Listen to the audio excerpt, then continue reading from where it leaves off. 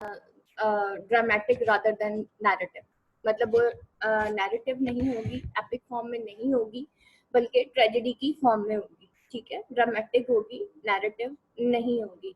उसमें हमने देखा कि हमने उसको जो है 3 हिस्सों में डिवाइड किया था, जिसमें हमने जो है object of imitation, manner of imitation and medium of imitation. Anyone बताइए what is the object of imitation and object of imitation क्या होती है? क्लास जरा एग्जांपल्स तो मुझे बताएं। इमिटेशन एक्चुअली वो ऑब्जेक्ट होता है जिसको इमिटेट किया जाता है, और ट्रेजेडी का या पोइट्री का object of imitation man in action है। ठीक है, यानी ह्यूमन एक्शन जो है या ह्यूमन लाइफ के जो इवेंट्स हैं उसको जो है इमिटेट करती है पोइट्री।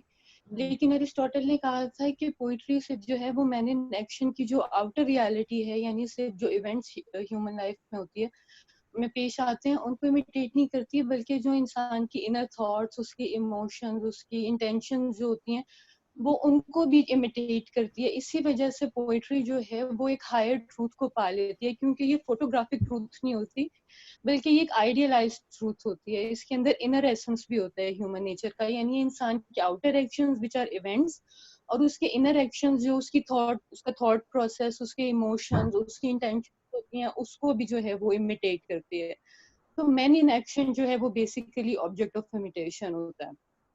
और मैनर उसके बाद मीडियम मीडियम, हाँ जी दूसरा था उसके बाद ये हो गया था ऑब्जेक्ट ऑफ इमिटेशन। दूसरा था मीडियम ऑफ इमिटेशन, यानी वो जरिया क्या है जिसके थ्रू कोई आर्ट जो है वो इमिटेट करता है। फॉर एग्जांपल जिसमें उसने पेंटर की एग्जांपल दी थी कि उसका जो है मीडियम ऑफ इमिटेशन वो उसके कलर्स और उसकी फॉर्म्स है जिसके थ्रू वो लाइफ को इमिटेट करता है। इसी तरीके से एक पोइट के जो मीडियम ऑफ इमिटेशंस होते हैं वो रिदम, हार्मनी, मेलोडी और म्यूजिक होता है, क्योंकि वो एक म्यूजिकलिटी होती है ना पोइट्री में। तो वो कहता है कि मीडियम ऑफ इमिटेशन जो है एक पोइट का वो ये सब चीजें हैं। और तीसरा होता है मैनर ऑफ इमिटेशन की, यानी वो किस तरह से अपना जो है वो इमिटेशन जो उसने किया उसको एक्सप्रेस करता है। और उसकी फिर उसने पोएट्री में कहा था कि डिफरेंट फॉर्म्स हैं, वो एपिक हो सकता है, वो लिरिकल पोएट्री हो सकती है, ट्रेजेडी को उसने हाईएस्ट फॉर्म कहा था। तो ये मैनर ऑफ इमिटेशन है कि जिस मोड में वो इमिटेट करता है कोई आर्टिस्ट लाइफ को। ठीक है। अच्छा, मुझे ये बताएं कि what are the constituents of tragedy या एलिमेंट्स ऑफ ट्रेजेडी क्या होते हैं? उसमें आप नहीं बताएंगे, anyone else? What are the elements? हाँ जी, एक इसको नहीं कैरेक्टरिस्टिक्स में नहीं डिवाइड किया हुआ। पहला पार्ट जो है वो इसका इमिटेशन है और सेकंड पार्ट इसका फंक्शन ऑफ पोइट्री है, जिसमें हम कॉन्स्टिट्यूएंट्स को जो है वो डिस्कस करते हैं, ठीक है। अच्छा, मुझे ये बताएं कि कैरेक्टरिस्टिक्स ऑफ ट्रेजेडी क्या है? Alhina, what are the characteristics of tragedy?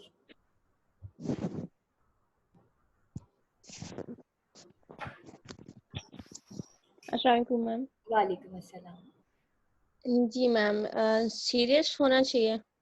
बेटा नहीं, कैरेक्टरिस्टिक्स ऑफ ट्रेजेडी जो हमने डेफिनेशन पढ़ी थी उसके हिसाब से जरा मुझे बताएं, कैरेक्टरिस्टिक्स ऑफ ट्रेजेडी क्या होते हैं? हाँ जी, फातिमा ने माइक ऑन किया है। फातिमा? हाँ, अस्सलाम वालेकुम मैम। मैम पहले आपकी मुझे आवाज़ क्लियर नहीं आ रही थी। अच्छा, अब बताएं। Characteristics of tragedy? हाँ, पहले मुझे ये मैम बताएं डेफिनेशन ऑफ ट्रेजेडी जी, बेटा ट्रेजेडी के हिस्से कितने होते हैं? कितने? ट्रेजेडी के जो 2 पार्ट्स हैं, according to definition of tragedy इसको हमने 2 पार्ट्स में डिवाइड किया है। फर्स्ट इसका इमिटेशन एंड सेकंड जो है फंक्शन ऑफ ट्रेजेडी। और देन ओवरऑल जो इस टोटल डेफिनेशन इसकी जो कैरेक्टरिस्टिक्स हैं वो 7 है। First, the imitation of action that is serious. ये फर्स्ट है कि इमिटेशन ऑफ एक्शन है वो सीरियस होता है। ये तो अंडरस्टूड बात है कि ट्रेजेडी जो है वो सीरियस ही होगी। ट्रेजेडी कॉमेडी के एक अलग फॉर्म है। और Aristotle, according to Aristotle, the imitation of an action that is serious. और नंबर 2 इसमें होगा हैविंग मैग्नीट्यूड।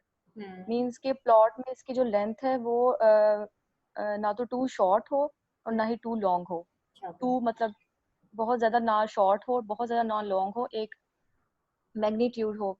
एंड देन है कंप्लीट इन इटसेल्फ, मींस के ऑर्गेनिक होल और प्रॉपर बिगिनिंग एंड मिडल इसका एंड है वो एक प्रॉपर हो, मतलब कि मिडल भी उसका प्रॉपर हो, बिगिनिंग भी और एंडिंग भी।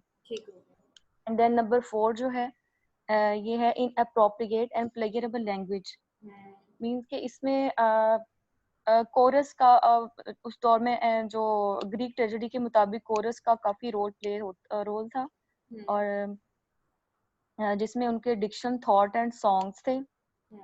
ऑब्वियसली जो कोरस है वो सॉन्ग के जरिए नेक्स्ट आने वाला जो एक अच्छे फॉर्म में वो उसको डिस्क्राइब ऑलरेडी करते थे कि नेक्स्ट जो है ड्रामा में जैसे हमने एडिपस रेक्स में कोरस का काफी रोल हमने पढ़ा। एंड देन नंबर 5 जो है in a dramatic rather than narrative form, means कि ये ड्रामा के तौर पे हमें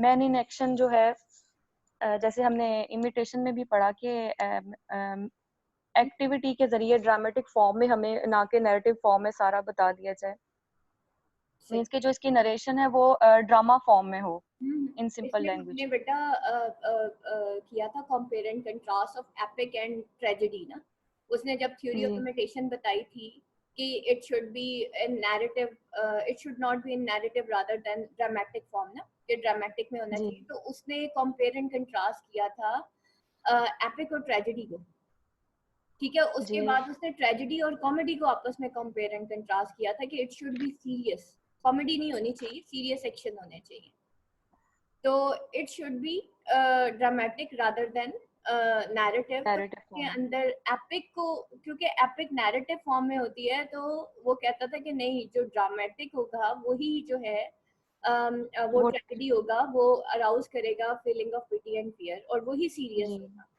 नेक्स्ट नंबर 6 जो है जो इंसिडेंट है वो अराउजिंग पिटी एंड फियर, और जो पिटी एंड फियर होगी तो वही जो आइडियल उसके according to Aristotle ideal tragic hero का डाउनफॉल ही वो पिटी एंड फियर के अंडर, मतलब उसका जब डाउनफॉल होगा तो ऑडियंस में पिटी एंड फियर की जो सिचुएशन है वो पैदा हो लाजमी तौर पे। And then number 7 catharsis of these emotions, ठीक है जी, इसको नंबर 7 में आपने फिर बता दिया था मैम। एक्चुअली मेरा नंबर 6 इसमें आ रहे थे लेकिन आपने बता दिया कि नहीं, इसको जो imitation of action that is serious number 1 as having magnitude number 2 complete in itself number 3 in appropriate and pleasurable language number 4 in a dramatic rather than narrative form number 5 with its incidents arousing pity and fear number 6 and then ये catharsis वाला number 7। इसमें जो ये सारी overall इसकी characteristics हमें समझ लगता है। हाँ जी, क्लास यहाँ तक क्लियर है सबका? Aristotle, poetics, characterisation, ideal tragic hero, concept of hamartia. हम कॉन्स्टिट्यूएंट्स ऑफ ट्रेजेडी पढ़ रहे थे, जो इसका जो है फॉर्मेटिव पार्ट ऑफ ट्रेजेडी है, या जिसको हम फंक्शनल पार्ट ऑफ ट्रेजेडी कहते हैं, या जिसको हम एलिमेंट्स ऑफ ट्रेजेडी या कॉन्स्टिट्यूएंट्स ऑफ ट्रेजेडी कहते हैं। बेटा वो 6 हैं जिसमें हम प्लॉट डिस्कस कर चुके हैं। Now is the second element of tragedy, that is the character. पढ़ा था ना हमने, और फिर हमने प्लॉट एंड कैरेक्टर का आपस में कंपेयर एंड कंट्रास्ट किया था। ये वही कैरेक्टर है जिसको हम डिस्कस करने जा रहे हैं। आइडियल ट्रेजिक हीरो उसी, ये जो कैरेक्टराइजेशन या कैरेक्टर जो है उसका हिस्सा है, और इसी के अंदर जो है आइडियल ट्रेजिक हीरो के अंदर ही हम कॉन्सेप्ट ऑफ हमार्शिया को पढ़ते हैं। ठीक हो गया? तो इसमें ये सारी चीजें स्टेप बाय स्टेप हमारी आएंगी। आप लोगों को एक छोटी सी स्लाइड शेयर की थी, जैसे अभी हमने कैरेक्टरिस्टिक्स ऑफ ट्रेजेडी पढ़े थे, इसी तरीके से जो है हमारे कैरेक्टरिस्टिक्स ऑफ जो है ट्रेजिक हीरो भी होते हैं एज एक्सप्लेन्ड बाय अरिस्टोटल। उसमें सबसे पहले हम हमार्शिया को पढ़ेंगे, that causes the downfall of the hero, जिसको हम ट्रेजिक फॉल भी, ट्रेजिक फ्लॉ भी कहते हैं। और ये हमने ईडिपस रेक्स में बहुत डिटेल्ड जो है वो डिस्कस किया था कि हमार्शिया इज द ट्रेजिक लॉ और द एरर ऑफ जजमेंट, जिसकी वजह से कोई भी मतलब एरर ऑफ जजमेंट होता है या उसके कैरेक्टर के अंदर कोई ट्रेजिक फ्लॉ होता है। अरिस्टोटल का जो सॉरी इडिपस रेक्स का जो हमार्शिया था वो उसका ह्यूब्रिस था, उसका एक्सेसिव प्राइड था and disrespect for the natural order of the thing. ठीक है, वो जो उसका एक्सेसिव प्राइड था और जो उसकी नेचुरल और डिसरिस्पेक्ट थी natural order of the thing, जिसकी वजह से उसका डाउनफॉल हुआ था। उसके बाद पैरापिटिया, ये वो ह्यूब्रिस वो कॉन्सेप्ट है कि अगर हम वैसे जनरली देखें तो तकब्बुर के बारे में वैसे ही कि राय दाना तकब्बुर भी जिसके अंदर है वो जन्नत में नहीं जाएगा, that is the same hubris और that is the excessive pride. ठीक है, और ये थोड़ा नहीं, ये अच्छा खासा प्राइड था उसके अंदर। और सबसे बड़ी चीज कि ये हमारे अंदर, ये इंसान के अंदर ये जो डिसरिस्पेक्ट है for the natural thing that leads to the downfall. ठीक है, that leads to the downfall. आप ये देखें कि हमने जर्दी और अंडे का जो मिक्सचर जो अल्लाह ताला ने बनाया, एक जिसे कहना चाहिए प्रोटीन और कार्बोहाइड्रेट और जो फैट्स हैं, उसको अल्लाह ताला ने उसका कॉम्बिनेशन बनाया। हमने उसका नेचुरल ऑर्डर ही चेंज कर दिया। हमने कहा नहीं जर्दी नहीं खानी, सिर्फ सफेदी खाएंगे। ठीक है, तो दैट इज द थिंग कि we are just in the name of health, और जब से इंसान ने ये किया तब से बीमारी है। ठीक है, उसके बाद पैराबिटिया को देख लें, reversal of fate that the hero experiences. ठीक है, वो रिवर्सल ऑफ फेट जो कि हीरो एक्सपीरियंस करता है। उसके बाद एनाग्नोसिस है, a moment in time when hero makes an important discovery in the story. ठीक है, ये वो मोमेंट होता है जब उसकी डिस्कवरी होती है। पैरापिटिया रिवर्सल ऑफ फेट या रिवर्सल जो है एकदम से अचानक से सब कुछ, जिसको हम क्लाइमैक्स भी कहते हैं। तो एनाग्नोसिस क्या होता है, जब वो एक इम्पोर्टेंट डिस्कवरी होती है हीरो की लाइफ में। नेमेसिस कहते हैं एक पनिशमेंट को दैट प्रोटैगनिस्ट यानी कि हीरो कैन नॉट अवॉइड। ये वो पनिशमेंट होती है जो कि हीरो अवॉइड नहीं कर पाता, usually occurring as a result of his hubris. उसके बाद कैथारसिस है, feeling of pity and fear felt by audience for the inevitable downfall of the protagonist. और कैथारसिस क्या है, ये feeling of pity and fear है जो कि ऑडियंस फील करती है। कैथारसिस किसका होता है, कैरेक्टर का नहीं होता बल्कि ऑडियंस का होता है, for the inevitable part of the protagonist. और इसमें हमें सबसे बड़ी जो ट्रेजिक हीरो की डेफिनेशन मिली वो जो है हमें मिली थी कहाँ पे, इडिपस रेक्स। अब हम चलते हैं अपने लेसन की तरफ। लेसन में देख लेते हैं, ये तो मैंने आपको जनरल समराइज करके बता दिया। Characterization, ideal tragic hero, concept of hamartia. Before discussing the four essentials of characterization and the ideal tragic hero, Aristotle discusses the ideal tragic of reality. According to Aristotle, tragedy idealizes, it imitates man as better, whereas comedy caricatures, it imitates man as worse they actually are. According to Aristotle, tragedy जो है वो idealize करती है, man को imitate करती है as better. ठीक है, जिस तरह के वो होते हैं उससे ज्यादा बेहतर उसको इमिटेट करती है। जबकि कॉमेडी जो होती है वो कैरिकेचर करती है। ठीक है, it imitates man as worse, और वो मैन को वर्स जो है इमिटेट करती है दे एक्चुअली आर। वो जिस तरह के होते हैं उससे वर्स जो है वो उसको दिखाती है। Consequently the character in tragedy is real man and women but they are of better sort. लेकिन ट्रेजेडी के अंदर क्या होती है, वो ट्रेजेडी जो होती है वो किसी रियल मैन की होती है या विमेन की होती है, लेकिन वो बेटर सॉर्ट के होते हैं। He describes four essential element of successful characterization. वो जो है इस पेज पे फोर एसेंशियल एलिमेंट्स शो करता है कैरेक्टराइजेशन के। एलिमेंट्स ऑफ कैरेक्टराइजेशन देख लें। Number 1 goodness, number 2 appropriateness, number 3 lightness, number 4 consistency. यानी कि उसके अंदर गुडनेस होनी चाहिए हीरो के अंदर, उसके अंदर अप्रोप्रिएटनेस होनी चाहिए, लाइकनेस होनी चाहिए यानी कि लगना चाहिए कि अपने ही जैसा कोई बंदा है। ठीक है, अपने ही जैसे हालात है, और कंसिस्टेंसी होनी चाहिए उसके अंदर। The character must be a good. ठीक है, कैरेक्टर को गुड होना चाहिए। A character is good if his words deal and action reveal and that his purpose is good. ठीक है, कैरेक्टर जो है वो गुड होता है अगर उसके जो वर्ड्स और उसके जो एक्शन हैं जो रिवील होते हैं वो गुड होते हैं, that his purpose is good, तो उसका पर्पस भी गुड होता है। In ancient Greece, women were considered as inferior human beings and slaves were considered as worthless. but Aristotle says that when they are introduced in the tragedy, they must be shown to have some good in them. अगर हम ancient Greece की बात करें तो उस दौर में slaves को और वीमेन को बहुत इंफीरियर समझा जाता था, लेकिन अरिस्टोटल ने ये कहा कि अगर इनको ट्रेजेडी के थ्रू पेश किया जाए, एक्सप्लेन किया जाए, शो किया जाए, तो ये जो है गुड होने चाहिए. Entirely with character even assign with mirror roles are worse for tragedy. और ये जो एंटायरली विद कैरेक्टर होते हैं जिनको असाइन किया जाता है मिरर रोल, वो जो होते हैं वर्स फॉर ट्रेजेडी. जो विग्ड यानी कि जो इल कैरेक्टर्स होते हैं, जो इवल कैरेक्टर्स होते हैं, जो बुरे कैरेक्टर्स होते हैं, जिनको हम विलन भी कहते हैं, तो वो उनको असाइन किया जाता है विद मिरर रोल्स जो कि वर्स होते हैं फॉर द ट्रेजेडी. यानी कि एक प्रोटैगनिस्ट होता है और एक एंटेगनिस्ट होता है. एंटेगनिस्ट किसे कहते हैं? विलन को. और प्रोटैगनिस्ट किसे कहते हैं? हीरो को. अरिस्टोटल फेवर्स कंपेल्स और राउंड कैरेक्टर्स.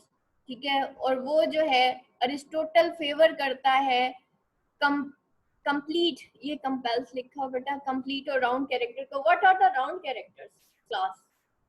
फ्लैट कैरेक्टर्स होते हैं और एक राउंड कैरेक्टर्स होते हैं. फ्लैट कैरेक्टर्स वो कैरेक्टर्स होते हैं जो पूरी स्टोरी में उनका कोई भी मतलब चेंज नहीं होता. ठीक है. और राउंड कैरेक्टर्स वो होते हैं जो ओवरऑल स्टोरी में बार बार उनमें चेंज आता रहता है. ठीक है. और कैसे होते हैं राउंड कैरेक्टर? मिसबा ने माइक ऑन किया था. सबको बड़ी जल्दी राउंड एंड फ्लैट कैरेक्टर का याद आ गया. जल्दी जल्दी इकट्ठे 3 स्टूडेंट्स के माइक ऑन हो गए. हाँ जी मिसबा, क्या होते हैं राउंड कैरेक्टर्स? सिचुएशन के साथ साथ अपने आप को उसमें मोल्ड कर ले. नहीं ये गड़बड़ कर. रिजिड ना रहे. नहीं रिजिड ना रहे. उस्मा, क्या होते हैं राउंड कैरेक्टर्स? मैं मामले भी बोलती हूँ. हाँ जी, क्या होते हैं राउंड कैरेक्टर्स? राउंड कैरेक्टर्स वो होते हैं जो during the course of story evolve होते हैं. मतलब स्टैग्नेंट कैरेक्टर्स नहीं होते, जो ग्रोथ शो करते हैं.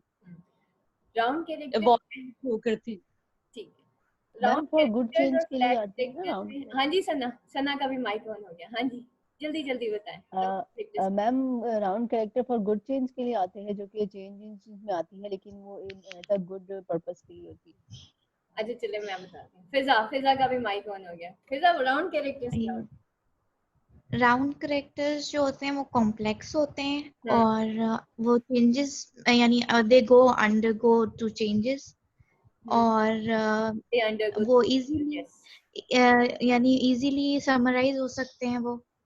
और क्या कहते हैं वो they can surprise the reader. और फ्लैट कैरेक्टर जो होते हैं वो थोड़े कम कॉम्प्लिकेटेड होते हैं देन राउंड कैरेक्टर. अच्छा चले मैं बताती हूं. और देखें बेटा कैरेक्टर्स 2 तरह के. इसमें हाँ जी उसमें बताएं. सॉरी एक सेकंड. हाँ जी उसमें बताएं.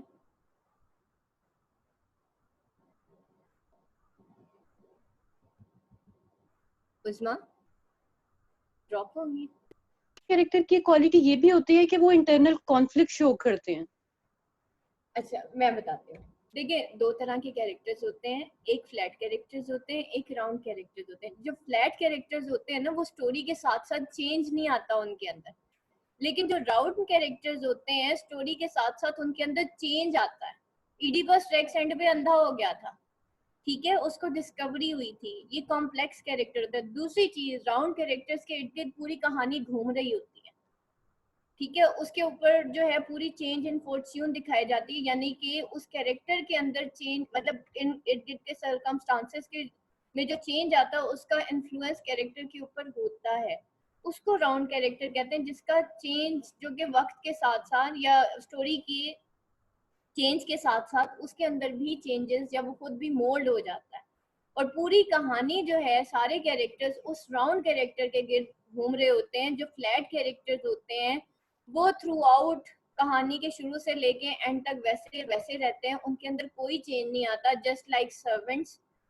और अब हम इडिपस रेक्स में देखें तो 2 कैरेक्टर्स थे जिनके अंदर चेंज आया था. नंबर 1 इडिपस रेक्स जो मेन कैरेक्टर था, और नंबर 2 जो कैस्टा. ठीक है। और बाकी सारे कैरेक्टर्स जो थे, टेरिसियस वैसे का वैसा ही रह गया था, फ्रियन भी वैसे का वैसा ही रह गया था, मतलब उनके अंदर इतना चेंज नहीं देखा गया जितना एडिवस रेक्स के अंदर हमने कहानी के टर्न्स के साथ साथ उस कैरेक्टर के अंदर चेंज देखा था। और पूरी कहानी किसके गिर्द घूम रही थी? एडिवस रेक्स के गिर्द घूम रही थी। इसको बेटा जो है अराउंड कैरेक्टर कहते हैं। और ये एक्चुअली यहाँ पे ना ये कंपेल नहीं है, ये कॉम्प्लेक्स कैरेक्टर होता है, ठीक है। अरिस्टोटल फेवर्स कॉम्प्लेक्स और राउंड कैरेक्टर। अरिस्टोटल जो है वो फेवर करता है कॉम्प्लेक्स या राउंड कैरेक्टर को। राउंड कैरेक्टर को कॉम्प्लेक्स कैरेक्टर भी कहते हैं, और जो फ्लैट कैरेक्टर होता है उसको सिंपल कैरेक्टर भी कहते हैं। What does Aristotle mean by good? The word good has variously been interpreted by various critics. While some critics have interpreted the word in the sense of general moral quality revealed in action, more specifically in the choices the character makes. अब अगर हम good के मामले में Aristotle की क्या मुराद है कि वो गुड किसको कहता है? वो कहता है ये जो वर्ड है ना good, variously been interpreted by various critics. Good जो है बहुत सारे क्रिटिक्स इसको डिफरेंट तरीके से इंटरप्रेट करते हैं। while some critics have interpreted the word in the sense of general moral quality. एक जनरल moral quality होती है जो कि रिवील होती है एक्शन है, वो कहते हैं भाई अगर ये जनरल moral quality है, एक अच्छी क्वालिटी है उसके अंदर, that is good. More specifically, in choices the character makes. In the Greek sense, the word goodness implies a number of virtues such as courage, magnificent, temperature, liberty, friendliness, etc. और Greek sense में देखा जाए तो goodness का क्या मतलब है? Number of virtues, आपके अंदर जो नेकियां होती हैं, अच्छाइयां होती हैं, जैसे इंसान की करेज होती है, उसकी मैग्निफिसेंस होती है, उसका टेम्परेचर या टेम्परामेंट, टेम्परेचर तो नहीं कहेंगे हम इसको, टेम्परामेंट कहेंगे, बेटा इसको सही कर लीजिएगा, लिबर्टी, फ्रेंडलीनेस एक्सेट्रा। हम्फ्री से Aristotle good man is not good, ठीक है। और अरिस्टोटल कहता है कि उसका गुड मैन इतना भी गुड नहीं होता, is not so good unless he desires specific positive good ends and works together towards their attainment.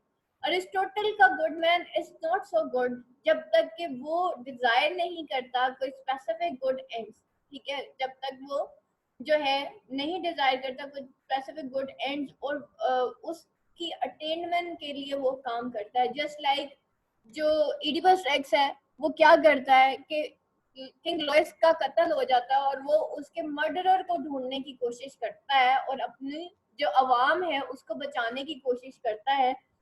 Goodness, according to Greek conception, does not lay in merely endurance or humility, but it lays in the strength and intensity of character. Goodness, अगर हम Greek conception के तौर पे देखें तो वो सिर्फ endurance या ह्यूमिलिटी की बात नहीं है, बल्कि ये किसके ऊपर डिपेंड करती है? स्ट्रेंथ और intensity of the character. Character जो है वो कितना मजबूत किरदार है वो भी देखा जाता है। It lays in the greatness of the soul even in physical strength which enables a man to achieve his ends. और ये जो है ग्रेटनेस ऑफ सोल के ऊपर भी डिपेंड करता है, और इवन इन फिजिकल स्ट्रेंथ, क्या चाहे वो फिजिकली या मोरली या सोलली जो है, मतलब अगर उसकी सोल जो है वो ग्रेट है तो वो अनेबल करती है एक मैन को जो कि अचीव करता है उसके एंड्स को। तो इस तरह के इंसान को गुड कहा जाता है। Character must be appropriate. जो इसकी सेकंड इसका कैरेक्टरिस्टिक है वो क्या है कि वो अप्रोप्रिएट होना चाहिए, which means that they must be true to their type और status. A women must be shows and womanly not manly, ठीक है। अब अप्रोप्रिएटनेस में क्या है कि भाई अब एक औरत को आप विमेनली ही शो कर सकते हैं, मैनली शो नहीं कर सकते। If the character is taken from non और पॉपुलर myth, ये नो लिखा, नॉन और popular myth or story as the story of King Oedipus, he must be true to tradition। तो उसको true to tradition होना चाहिए। It is said that Aristotle lays down the principles that characters should be true to type। अब जो third principal है वो क्या है? उसको फर्स्ट हमने क्या किया, वो गुड होना चाहिए but not so good. Number 2 appropriate होना चाहिए, यानी कि ये नहीं है कि कोई विमेन और उसको मैनली ट्रेट्स दे दिए जाएं। नंबर 3 ट्रू टू टाइप होना चाहिए, यानी कि character should be true to type. They must have the characteristics peculiar to their age, profession, sex, social rank और स्टेट। कि वो जो है अपनी age, profession, sex, social rank और स्टेटस के हिसाब से उनको ट्रू टू टाइप होना चाहिए, पेक्यूलर होना चाहिए। नेक्स्ट है दे must be true and appropriate, अच्छा ये कोट है, दे must be true and appropriate representatives of class or group which they belong. Third, the third essential element of successful characterization is that character must have likeness, that is they must be like us true to life. ठीक है, अगर third essential of element of characterization को देखा जाए तो character जो है उसके अंदर लाइकनेस होनी चाहिए, that must be like us true to life, therefore the character must be an intermediate sort mixture of good and evil, virtues and weakness. ये third, the character must be consistent. Number 4, ठीक है, वो consistent होना चाहिए, they must be true to their own nature and their action must be consistent. This says that a character should act as we may logically expect. A man of his nature is to act under the given circumstances. The incident must be casually connected with each other. अब क्या है कि वो consistent होना चाहिए, उसको true to their own nature होना चाहिए और उसके जो एक्शंस है वो कंसिस्टेंट होने चाहिए। कैरेक्टर जो है वो should act as we may logically expect, कि इस तरह से एक्ट करना चाहिए जैसे हम जो ऑडियंस है वो उसको लॉजिकली एक्सपेक्ट कर रही होती हैं। जैसे a man of nature is to act under the given circumstances. देखें एक इंसान किस तरह से एक्ट करता है, उसके इर्द गिर्द का जो माहौल होता है वो उसके हिसाब से एक्ट कर रहा होता है। बाज़ औक़ात हमारे ऊपर इतने प्रेशर्स आ जाते हैं तो हम उस हिसाब से, देखें हर किसी के अंदर तो इतना टेम्परामेंट नहीं होता ना, तो never ever say about that. इसी तरीके से हम किसी से ये एक्सपेक्ट नहीं कर सकते कि भाई इसके ऊपर इतना ज़्यादा जो है बुरे हालात हैं और ये बहुत पॉजिटिवली बिहेव करे ना, तो फिर वो क्या होगा, कैरेक्टर के साथ भी क्या है कि हम ये एक्सपेक्ट नहीं कर सकते कि उसके ऊपर बहुत ज़्यादा प्रेशर है या उसके इर्द गिर्द का माहौल ठीक नहीं है और फिर हम कह रहे हैं कि नहीं जी बहुत पॉजिटिवली और ह्यूमरसली बिहेव करना शुरू कर दे, तो फिर तो हम उसको पागल ही कहेंगे, फिर हम उसको कैरेक्टर तो नहीं कहेंगे। तो वो यहाँ पे कहता है कि man of his nature is to act under the given circumstances. तो वो कहता है कि ये मैन ऑफ हिज नेचर जो है वो उसको गिवन सर्कमस्टांसेस के अंदर जिस तरीके से एक्ट करता है ना, उसी तरीके से एक कैरेक्टर को भी उसी तरह एक्ट करना चाहिए। The incident must be casually connected with each other, और जो इंसिडेंट्स होते हैं उनको कैजुअली एक दूसरे के साथ कनेक्टेड होना चाहिए। दे must B logically interlinked with his earlier actions, और उनको लॉजिकली इंटरलिंक्ड होना चाहिए उसके अर्लियर एक्शंस के साथ। In short, there is uniformity in behavior unless there is a proper motivation for any deviation, any change or development in character to take place. और in short अगर देखा जाए तो there is uniformity in behavior, उसके behavior के अंदर एक uniformity होनी चाहिए unless there is a proper motivation for any deviation, उसके अंदर किसी भी deviation के लिए, किसी भी मोड़ के लिए या deviation मतलब एक रास्ते से दूसरा रास्ता इख्तियार करने के लिए उसके अंदर कोई मोटिवेशन होनी चाहिए। एनी चेंज और development in the character to take place, यानी कि उसके अंदर एनी चेंज या डेवलपमेंट होनी चाहिए in character to take place, जिसको हम राउंड कैरेक्टर कहते हैं, जो कि चेंज होता है with the change of Fortune. हम बात कर रहे हैं ना आइडियल ट्रेजिक हीरो की, कि उसके अंदर पैरापिटिया एंड एग्नोसिस दोनों प्रोसेसेस से वो गुजरता है। तो ऐसे ही कैरेक्टर को हम कॉम्प्लेक्स कैरेक्टर कहते हैं और ऐसे ही कैरेक्टर को हम राउंड कैरेक्टर कहते हैं, जिसका चेंज इन फॉर्च्यून होता है, उसके अंदर उसकी लाइफ के अंदर एक डेविएशन आती है, उसके अंदर एक एनी चेंज और development in character to take place, ठीक है, उसके अंदर कोई भी डेवलपमेंट या चेंज हो सकता है। असल में अरिस्टोटल ऐसे ही कैरेक्टर को जो है ना आइडियल कैरेक्टर कहता है। अब आगे चलते हैं, that is ideal tragic hero, that is the part of your this question कि आइडियल ट्रेजिक हीरो क्या है। अभी तो हमने कैरेक्टर की बात की, कैरेक्टर के अंदर या कैरेक्टराइजेशन के अंदर या अरिस्टोटल ने जो कैरेक्टर की डेफिनेशन दी उसके अंदर उसने 4 चीजें बताई थी कि it should be good but not so good, it should be true to appropriateness होनी चाहिए, ट्रू टू टाइप होना चाहिए। नंबर 4 उसके अंदर कंसिस्टेंसी होनी चाहिए। ये 4 चीजें उसने बताई थी। उसके बाद हम देखते हैं कि आइडियल ट्रेजिक हीरो क्या होता है और आइडियल ट्रेजिक हीरो के कैरेक्टरिस्टिक्स क्या होते हैं। अभी हमने किस चीज के कैरेक्टरिस्टिक्स पढ़े थे?